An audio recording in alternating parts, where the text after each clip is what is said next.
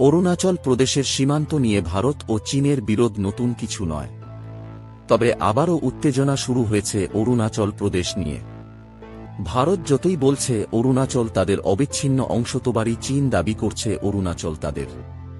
চীন প্রায়শই অরুণাচলের নাম বদল করে থাকে। চীন অরুণাচল প্রদেশকে জান্নান বলে।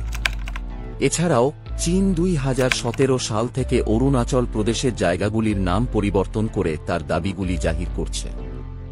গত বৃহস্পতিবার 26 তারিখে ভারতের পর্বতারোহীদের একদল, যার নাম নিমাস, অরুণাচল প্রদেশের 20,942 ফুট উচ্চ শৃঙ্গে চড়েছে এবং 6তম দালাই লামা সাংয়াং নিয়াকসোর নামে চূড়াটির নামকরণ করেছে, যার অনুমতি দিয়েছে ভারতের প্রতিরক্ষা মন্ত্রণালয় এবং অরুণাচল প্রদেশের বর্তমান মুখ্যমন্ত্রী পেমা খান্ডু ও তার সরকার।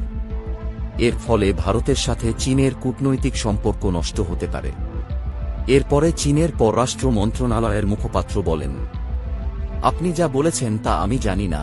জান্নানের এলাকাটি চীনা ভূখণ্ড এবং এটি বেআইনি, এবং চীনের ভূখণ্ডে তথাকথিত অরুণাচল প্রদেশ স্থাপন করা ভারতের পক্ষে বাতিল এবং বাতিল। এটি চীনের ধারাবাহিক অবস্থান।